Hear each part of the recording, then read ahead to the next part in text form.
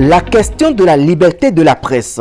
Cette question importante qui ne laisse personne indifférent n'a laissé indifférent le réseau des femmes leaders pour le développement. En partenariat avec Civicus, il a organisé le jeudi 9 juin 2022 un dialogue de haut niveau ayant réuni diplomates et acteurs de médias. Organisé dans le cadre de la célébration de la Journée internationale de la presse, l'événement initié au Champ d'Oiseaux de Cotonou s'est tenu sous le flambeau d'un nouveau dynamisme vers le futur. Série d'activités intellectuelles, méthodologiques et systémiques en vue de trouver des recommandations plus ou moins justes à un fait problème que constituent de nos jours les questions de liberté de presse. Tel un puissant moteur de développement, le réseau des femmes leaders pour le développement, grâce à son partenaire Civicus, a rassemblé plusieurs professionnels des médias autour du thème « Le journalisme sous le siège numérique ». Pour Gloria Dossi Aguet, présidente du RFLD, cette initiative vient mettre un accent particulier sur la sensibilisation au respect de la liberté de la presse en République du Bénin.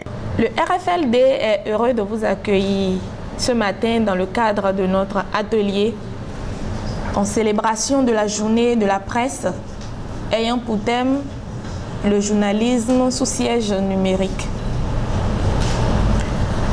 Nous vous remercions et nous remercions notre partenaire de longue date Civicus avec qui nous œuvrons pour un espace civique libre et un environnement sécurisé pour les médias.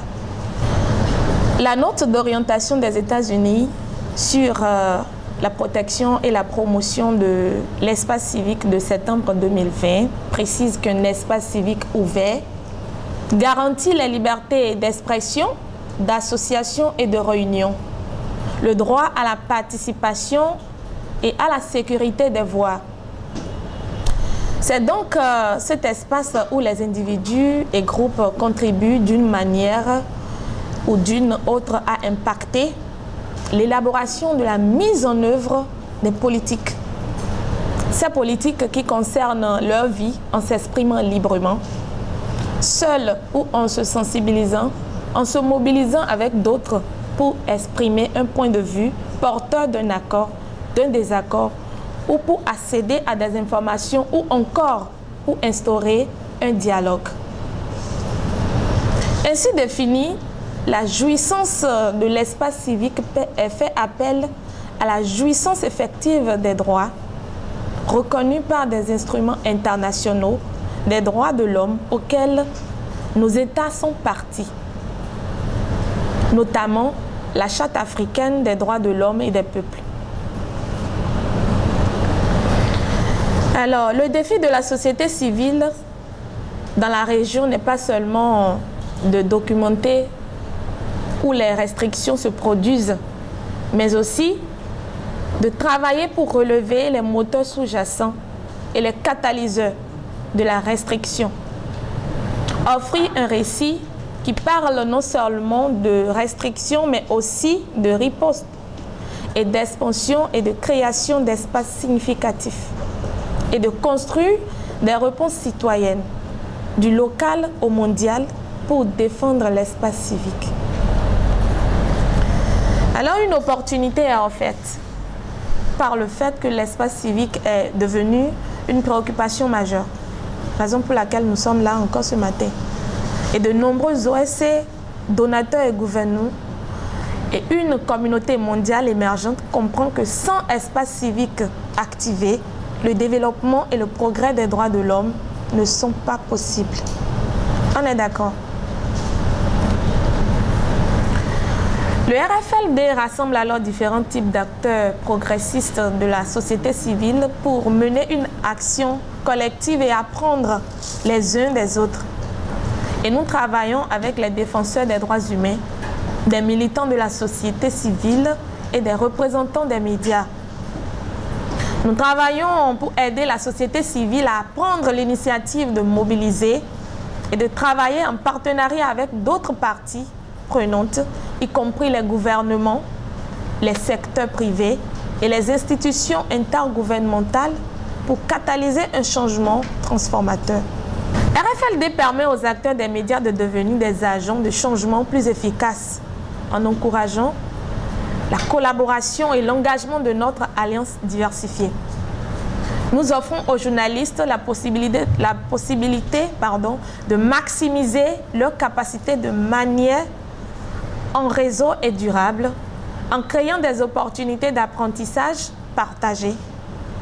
Nous promouvons et défendons des coalitions et des réseaux qui soutiennent la société civile et investissons dans la recherche de moyens d'être plus agiles et réactifs. Nous nous mettons au défi et demandons à notre réseau d'améliorer notre propre diversité et de prendre des mesures spécifiques pour être des agents de changement véritablement inclusifs. Alors, chers défenseurs des droits de l'homme, chers journalistes, nous sommes là encore une fois ce matin. Et je pense que nous menons ces luttes depuis des lustres et nous n'allons pas y renoncer. Nous allons continuer parce que cette lutte, elle est promettante, n'est-ce pas? C'est pourquoi nous sommes encore là ce matin. Et je nous encourage à aller encore plus loin, à persévérer pour avoir gain de cause. Merci beaucoup d'être encore là ce matin. Je vous remercie. À sa 29e édition, la célébration de cette journée par Civicus et RFLD vient répondre à la préoccupation d'œuvrer pour une meilleure gestion des libertés de presse au Bénin. Avant le démarrage de la cérémonie, Zakiat Latunji de l'Union des professionnels des médias du Bénin, Joël Noumonvi de l'Association des blogueurs du Bénin et Eulesh Toyomeyi, chef service jeunesse et loisirs de la mairie de Porto Novo et conseiller aux affaires juridiques, ont tour à tour souhaité que ce dialogue soit non seulement un de plus, mais une véritable rencontre dont les recommandations issues prônent un nouveau dynamisme. C'est ainsi que la présidente du RFLD va officiellement lancer les travaux. 3 panels portant respectivement sur la sensibilisation au respect de la liberté de la presse, à une plus grande protection et au respect des journalistes et à la contribution vitale qu'ils apportent aux sociétés démocratiques. Ligne directrice de la Commission africaine des droits de l'homme et des peuples et comment protéger ces données en ligne ont meublé l'activité. Les médias ont un rôle très important à jouer pour instaurer la responsabilité dans un processus démocratique. C'est valable au Bénin, en Afrique et un peu partout dans le monde. Donc le rôle des médias n'est plus à démontrer, quel que soit le point de la planète sur lequel on se retrouve.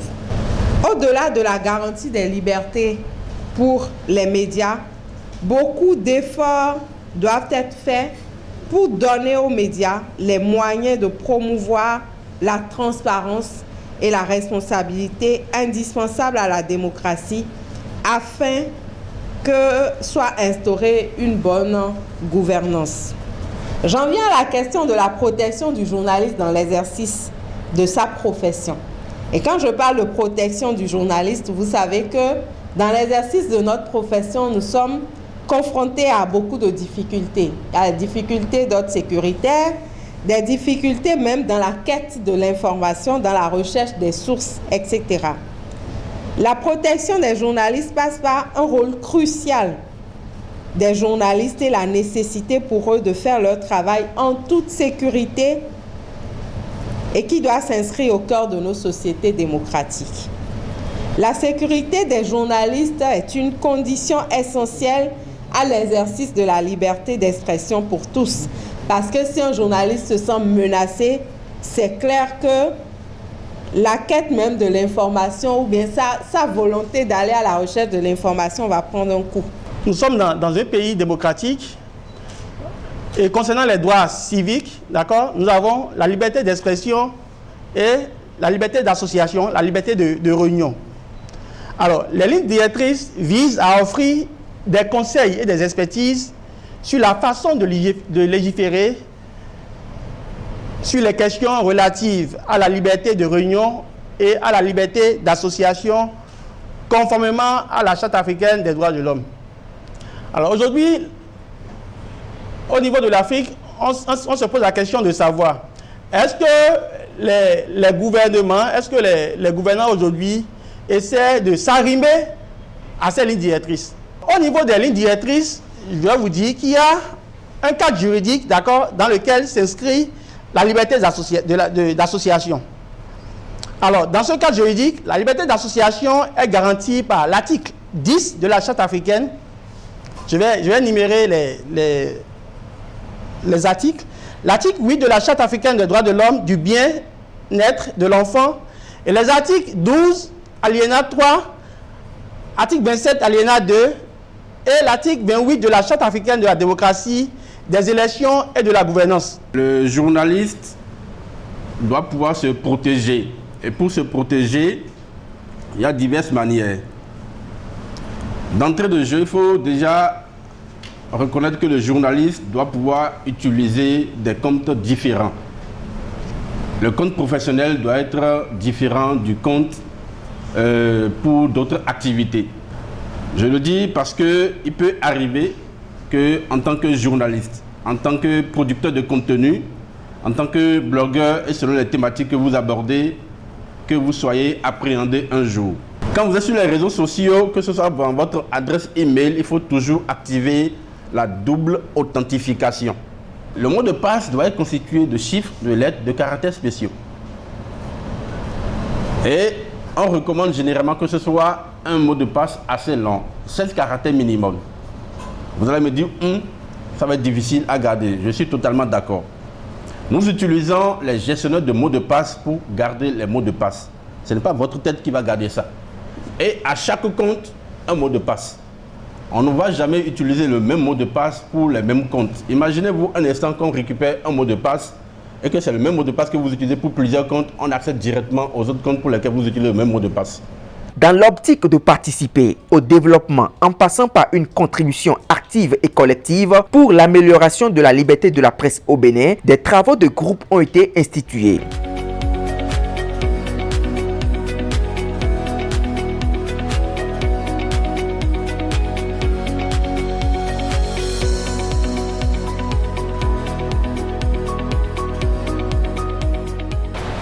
Nous retenons